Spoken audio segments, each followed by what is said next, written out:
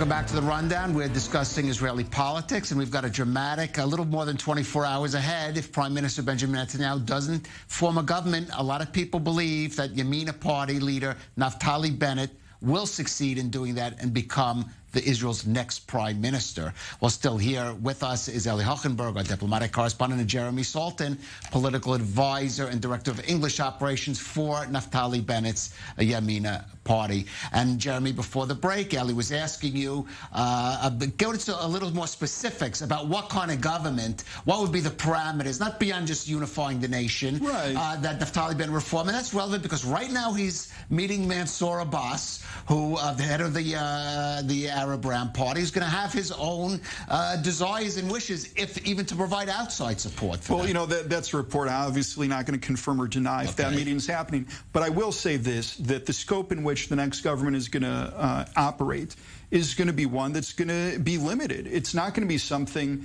in which it's going to be widespread and we're going to deal with every issue under the sun. The major issue that we're going to deal with is Israel's economy. We are the only country that did not pass a 2020 budget, and I believe we are now the only country that has not yet passed a 2021 budget, and we have a 2022 budget coming up very soon. So the first thing we need to do is actually decide, where do we want to put our resources? How are we going to go about the public sector moving forward? Then we have to deal with the issue of the unemployment. We have to deal with the issue of the sick paid without leave situation that we have in Israel, which of course became really a very, very large portion of the Israeli workforce.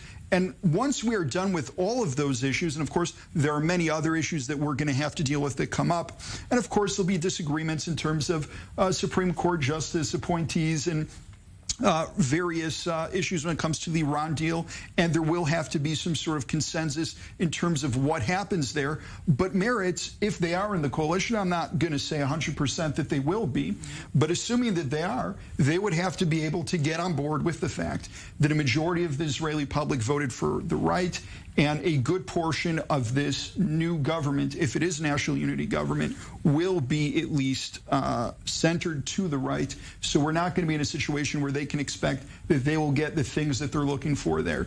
There are other things that they'll be able to advance. I think climate change is one area where we see a lot of benefits in working with Meretz. We know this is an issue that's of importance to them. So again, they can make a decision. Do they want to work together with the stuff we agree about, or do they want to spend all their time trying to sabotage us and going ahead and try to take everything off the rails? Eli, does that sound like a feasible basis for a government?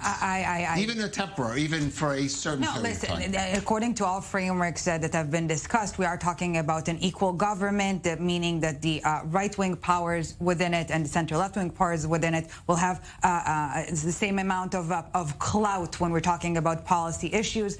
I doubt that the Labour and Meretz will be on board with some of these suggestions Mr. Saltan did, but Bennett still remains the man of the hour, and by proxy you too. So we'll, right, and let's keep in mind the big picture. We could be looking at the possibility in the coming weeks that for the first time in 12 years, someone other than Benjamin Netanyahu will sit as the Prime Minister of Israel.